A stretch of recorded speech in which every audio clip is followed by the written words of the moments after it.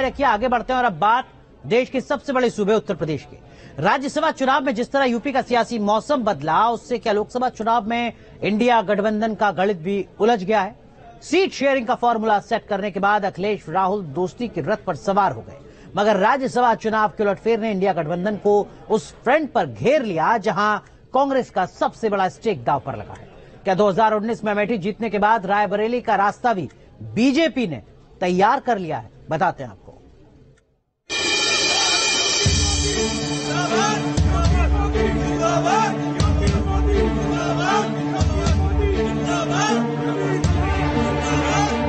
लोग जान बचाने के लिए और कुछ लोग दबाव में और कुछ लोग सम्मान पाने के लिए गए हैं। हमें उम्मीद है उन्हें सम्मान जल्दी मिलेगा।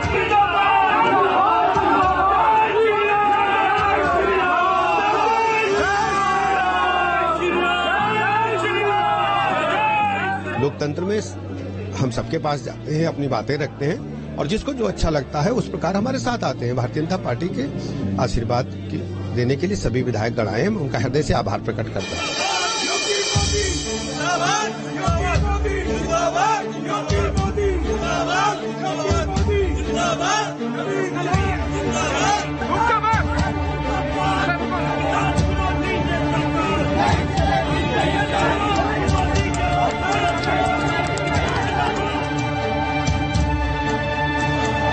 न तो समाजवादी पार्टी को भनक लगी, न ही कांग्रेस हवा का रुख भांप पाई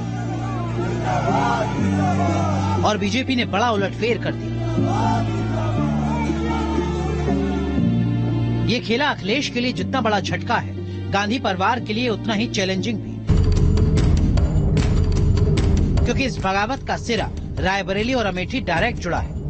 यानी लोकसभा चुनाव से ऐन पहले रायबरेली अमेठी में बीजेपी ने ऐसी बिसात बिछा दी जिसकी काट फिलहाल इंडिया गठबंधन के पास नहीं है। कि रायबरेली के किले को कांग्रेस का जो कि अभेद किला माना जाता रहा है, क्या भारतीय जनता पार्टी उसे तोड़ने के पूरी कोशिश में है?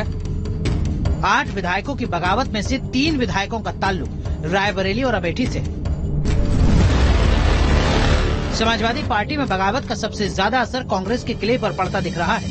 अमेठी से ताल्लुक रखने वाले राकेश सिंह ने बीजेपी को वोट किया, जबकि पूर्व मंत्री गायत्री प्रजापति की पत्नी महाराजी प्रजापति गैर हाजिर रही और नुकसान अखिलेश को हुआ। तो रायबरेली से ताल्लुक रखने वाले पूर्व मंत्री मनोज पांडे ने भी समाजवादी पार्टी को झटका दिया। अमेठी में दोनों दिग्गज पाला बदल सकते हैं, तो मनोज पांडे को बीजेपी रायबरेली में चेहरा बना सकती है। इससे स्थानीय कैडर में तो उलटफेर होगा ही, साथ ही साथ गठबंधन में बड़ा झटका लगना तय है। 2019 में स्मृति ने राहुल को अमेठी में शिकस्त दी और अब बीजेपी ने पूरा फोकस रायबरेली में शिफ्ट कर दिया है। बहुत बार जनता ने वोट देने का मौका दिया। अब सवाल है कि मनोज पांडे चीफ विप जैसा पद छोड़कर बागी हुए तो क्या बीजेपी इसका इनाम देगी, या फिर मनोज पांडे के रूप में दाव कुछ और है। और इसकी बड़ी वजह है रायबरेली का जातीय समीकरण, जिसमें ब्राह्मण और दलित निर्णायक भूमिका में। ब्राह्मण 11%, ठाकुर 9%, दलित समाज 34%, यादव 7% और मुस्लिम 6% है। 66 साल से रायबरेली में कांग्रेस का कब्जा रहा है। फिरोज गांधी से लेकर सोनिया गांधी तक इस सीट ने गांधी परिवार को संसद भेजा,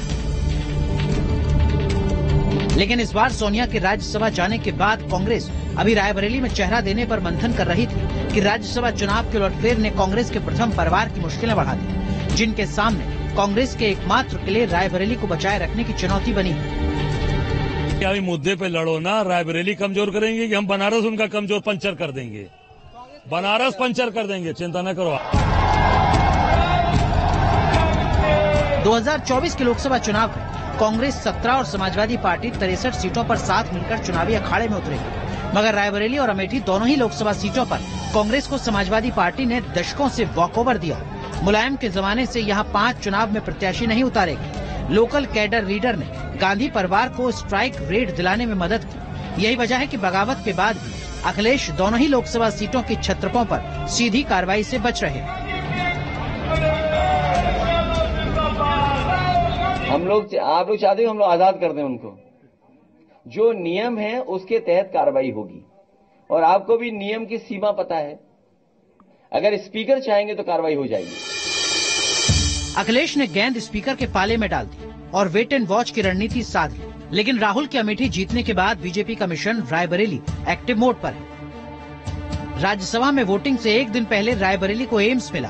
पीएम मोदी ने वर्चुअल उद्घाटन किया तो रायबरेली में योगी की मौजूदगी में बीजेपी ने बड़ा शक्ति प्रदर्शन किया।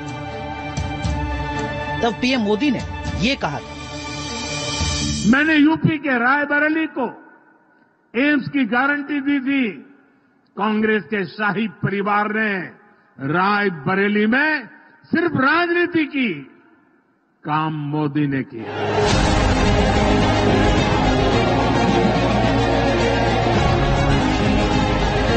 मोदी योगी के काम और जातीय समीकरणों को साधकर बीजेपी पत्ते बिछा रही है। यूं तो रायबरेली की पहचान कांग्रेस के मजबूत किले के रूप में होती रही, लेकिन सोनिया के राज्यसभा में जाने और राहुल की सीट पर सस्पेंस, यही वजह है कि कांग्रेस के रास्ते आसान नहीं लगते।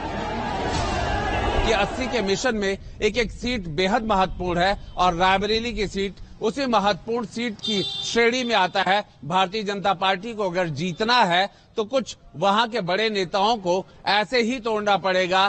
पहले दिनेश प्रताप सिंह और उनका परिवार जो कि राजनीतिक रूप से बेहद मजबूत रहा है, अब वो भारतीय जनता पार्टी में हैं और सरकार में भी शामिल हैं। वीडियो जर्नलिस्ट दीपक राणा के साथ आलोक पांडे, न्यूज नेशन, लखनऊ।